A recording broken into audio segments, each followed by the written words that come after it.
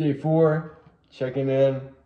Been watching a lot of like Instacart YouTube videos of just people hustling, making like trying to make $700 in a day. You can make like $1,000 in a week. You can do anything really if you just like hustle and put the time in. And people are like working and like really grinding are people who I'm inspired by currently, aka David Goggins, doing wildland firefighter things right now in Canada, and he just posted this thing about like how the fires are crazy this time of year and how just it's helpful to have a band of brothers who are on the same mission or same like values that you have. Anyways, I wanted to talk about emotions instead of rambling like I always do, which I might do. But just emotions, like what is it? Is it good to like listen to them? Are they there to teach you something? Are they there to like show you what's going on internally? Or is it good to like escape the emotions, numb them, listen to them? Um, there's so many ways to go about this. Um, but first and foremost, I am grateful for everything in my life, as well as like I know there's so much more that I can achieve and I can be and I can do, and I'm not doing it. And I take full responsibility. Like I'm getting in the way of what I know I'm capable of. As far as semen retention, as far as just keeping consistent with my non-negotiable habits, as far as consistency, as far as just putting in the work, as far as not being lazy, utilizing my time right, even just truly, we talked about being bored. Like, what is boredom? And here's my theory. Like, I don't think people nowadays, with all the distractions, all the busyness, all the stuff going on, I don't think people are truly bored. Like, you might call it being bored by watching Netflix. Like, I'm just bored. I'm just gonna watch Netflix, or I'm just gonna scroll through social media, or waste time on my phone. But like true boredom is actually like not doing anything. That's boredom, right? And how many people in this world even have the time? I mean, of course, anybody that has time to scroll on social media or watch Netflix has the time to be bored. But being alone with yourself, listening to yourself, like I'm fully like I take responsibility. Like I don't know how to be bored. It's uncomfortable being bored. Probably the most uncomfortable thing yet of because when you're bored, when you're sitting there in silence and not doing anything, even if it's something productive, a lot comes out. And not necessarily positive stuff comes out. Everything that you've been maybe avoiding or sweeping under the rug comes up. Like maybe you're just not happy with how you look health wise, diet wise, weight wise.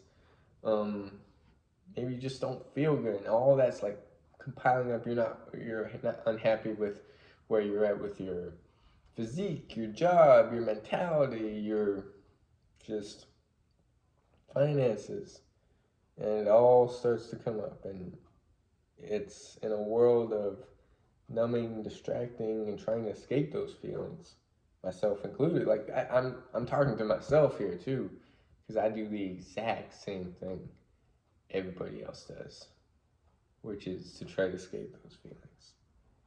And it's something I'm trying to work on with the meditation practice of feeling. But at the same time, like emotions, can you really trust them? Like, do we truly know?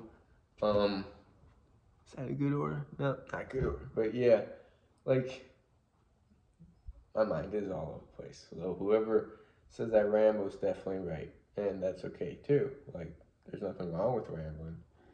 But where was I going with this?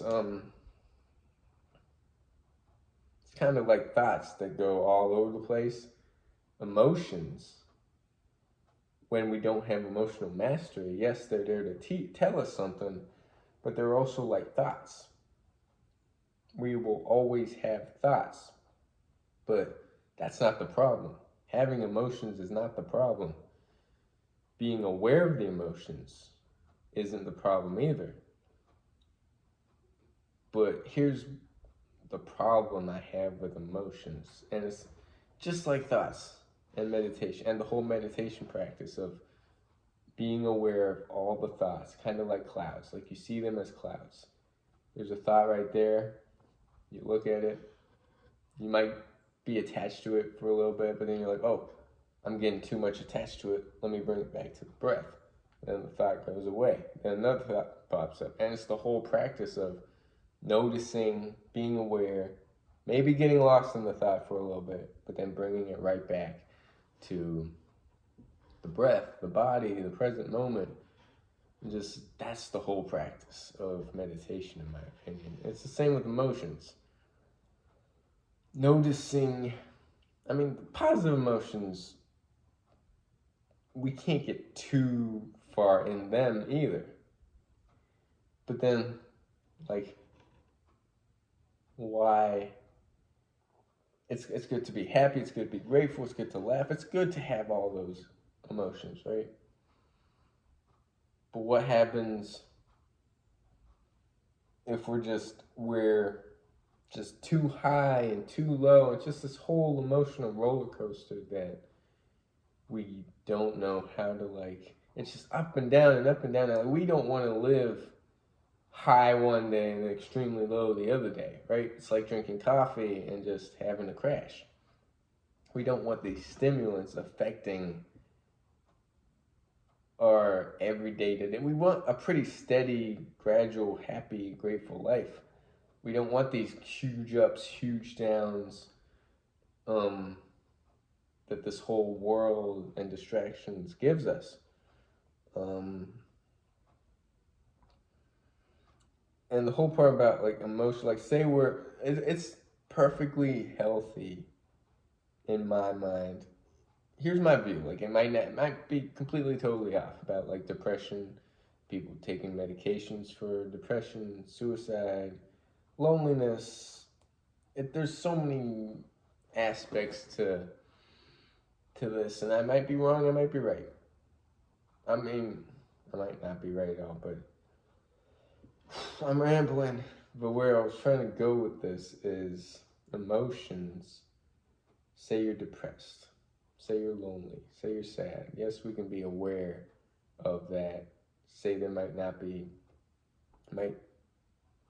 make us think, if we actually truly sit with it and not try to go to the drink, not try to go to Netflix, not try to go to just doing stuff, even if it's an addiction or not. Because even if it's productive and you think you're doing something good, it's still escaping that feeling of just sitting with it and meditating with it and just being uncomfortable with it. So depression, of course, I feel like people, the more we try to escape from that feeling of loneliness and sadness and depression, it's like sweeping it under the rug, right?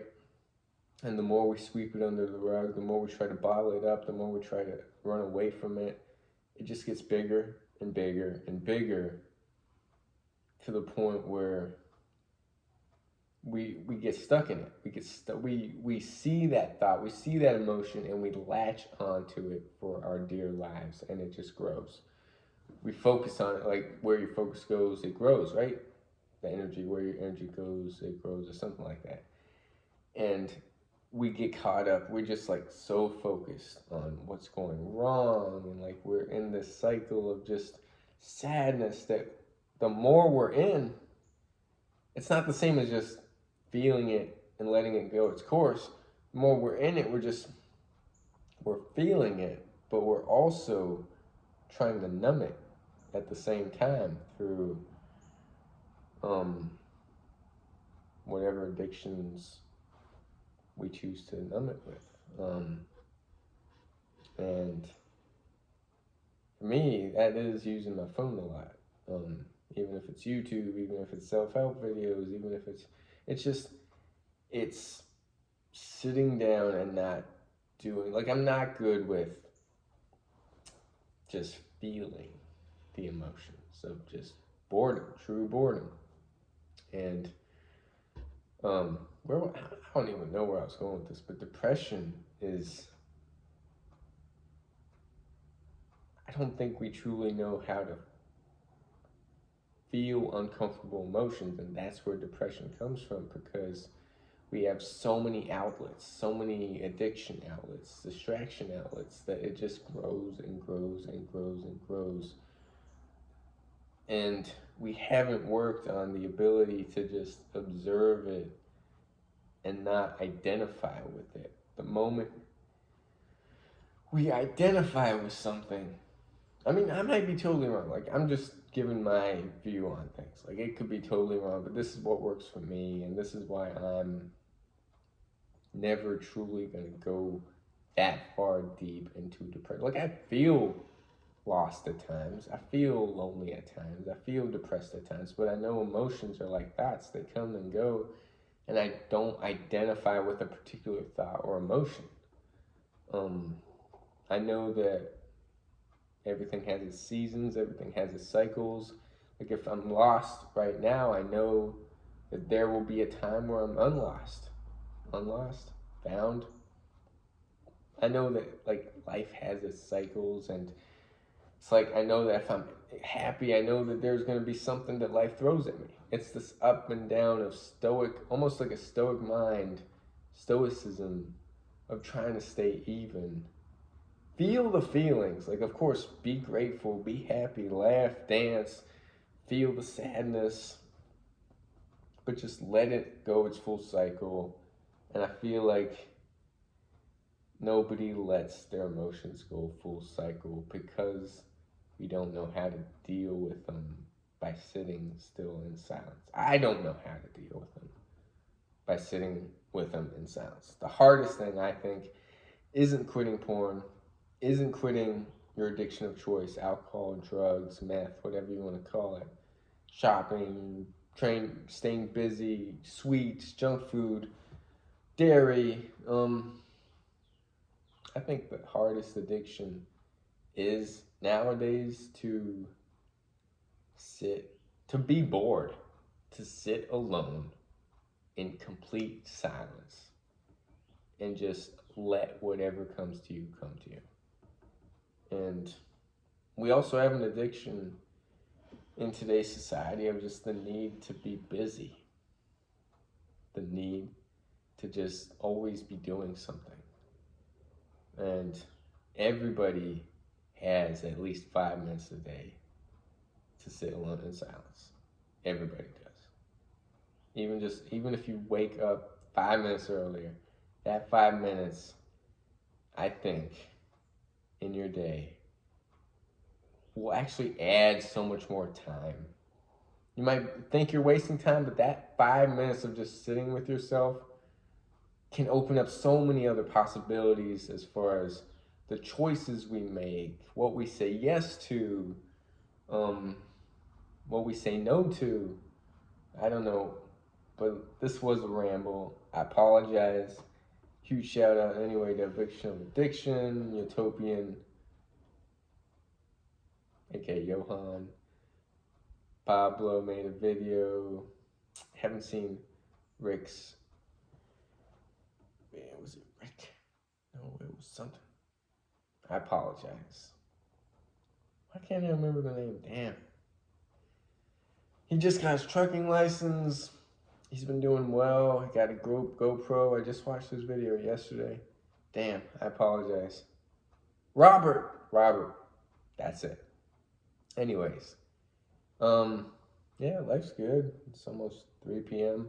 right now. Just sort of still keeping my non-negotiable 7-mile streak going. That's like day 199, 198 of consecutive days of at least 7 miles a day. That's crazy. And then the 100 push-ups a day is like it's over a week, I think, of that. But yeah, I'm just hustling, pondering, thinking, doing my power breath practices of breath retention, breath holding, which is a practice in of itself I need to get used to. But yeah, that's my rambling for the day. Thanks for watching. Just checking in. 4 days of semen retention. We're doing this. We're going all the way. Peace!